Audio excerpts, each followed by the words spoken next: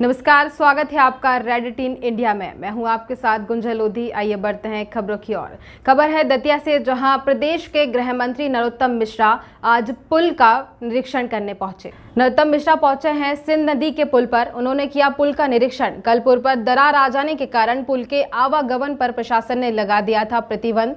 पुल पर मीडिया कर्मियों से बात करते हुए नरोत्तम मिश्रा ने कहा कि बाढ़ से प्रभावित क्षेत्र के ग्रामों का हाल देखने आया हूं। हर जगह प्रशासन मौजूद है, घबराने की जरूरत नहीं है। लोग अफवाहों से सावधान रहें। जैसी जैसी जरूरत रहेगी वैसा वैसा रेस्क्यू होता रहेगा। नदी किनारे के जो भी गांव हैं वो सभी प्रभावित हुए और इसलिए सभी जगह जाना है। सरकार हर जगह मौजूद है, प्रशासन हर जगह मौजूद है। रेस्क्यू लगातार जारी है।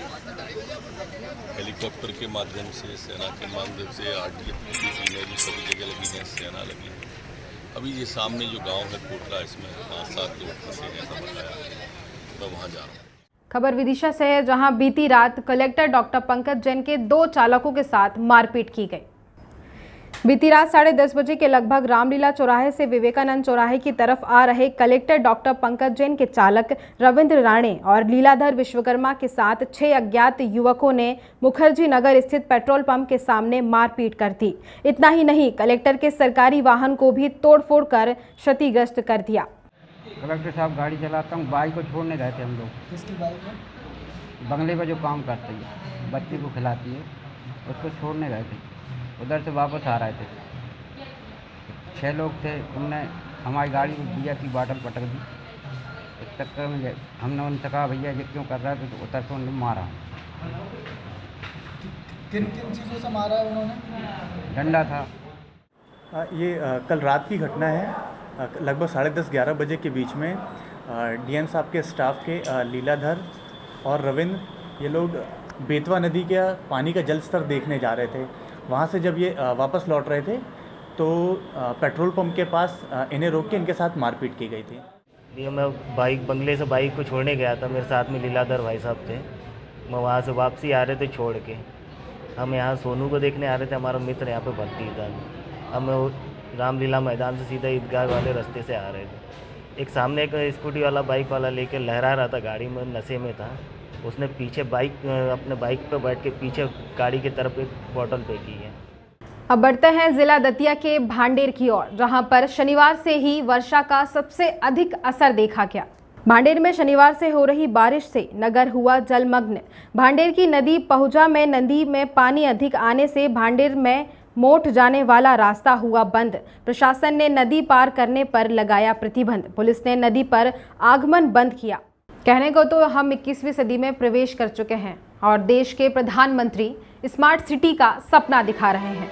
सरकारों के द्वारा डिजिटल इंडिया का नारा लगाया जाता है। हम स्वतंत्रता की 75वीं वर्षगांठ मनाने जा रहे हैं, लेकिन जमीनी स्तर पर जहां पहले थे आज भी वही हैं। आज भी गांव के सड़कों के नाम पर कीचड़ मिलता है। अब तो हद ही हो गई। उसी कीचड़ में गर्भवती महिलाओं की डिलीवरी भी हो जाती है और पैदा होती है मामा की भांजी। इस बात को भाजपा से बांधवगढ़ विधानसभा के विधायक शिवनारायण सिंह मानते हैं कि कहीं ना कहीं सिस्टम में कमी है। मामला उमरिया जिला मुख्यालय के लगभग 5 किलोमीटर दूर गांव सेवई का है, जहां आज़ादी के 75 साल पूरे होने के बाद भी आज तक सड़क का निर्माण नहीं हो सका है। चौंकाने वाली बात तो यह है कि विधायक के पिता ज्ञान सिंह के द्वारा भूमि पूजन किया जाता है। वहीं बांधवगढ़ विधायक मानते हैं कि सड़क ना बनने के कारण ग्रामीण आदिवासियों को परेशानियों का सामना करना पड़ता है। हम आपको बता दें कि इस गांव में आज तक जननी एक्सप्रेस नहीं गई है। गर्भवती महिलाओं का प्रसव कहीं कीचड़ में हो जाता है तो कहीं प्रसव के दौरान महिलाएं दम तोड़ देती हैं। इस बात को लेकर ग्रामीण जन कई बार उमरिया कलेक्टर से आवेदन निवेदन कर चुके हैं, मगर आज तक इस सड़क के बनने का हल नहीं निकल पाया। अब जब ग्रामीण कलेक्टर से मिलने गए तो कलेक्टर ने कह दिया कि जिनकी जमीन है उनके पास जाओ, वही सड़क बनाएंगे। रोड के लिए आए सर, यहाँ 3-4 बार आ चुके हैं, हमारी कोई सुनायत नहीं हो रही है। और आज भी आए हैं तो कलेक्टर साहब बोले हैं कि जिसकी ज़मीन है उसी के पास जाओ और मांगो।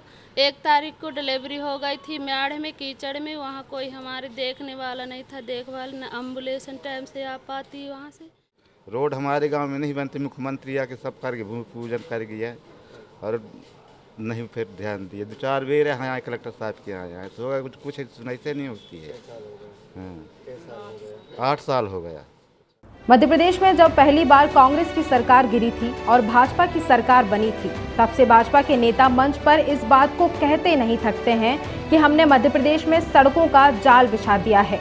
गांव में सड़कों को बनाने के लिए मुख्यमंत्री सड़क योजना और प्रधानमंत्री सड़क योजना चलाई जा रही है, लेकिन आज तक ये योजना का नाकाबी गुजरी है।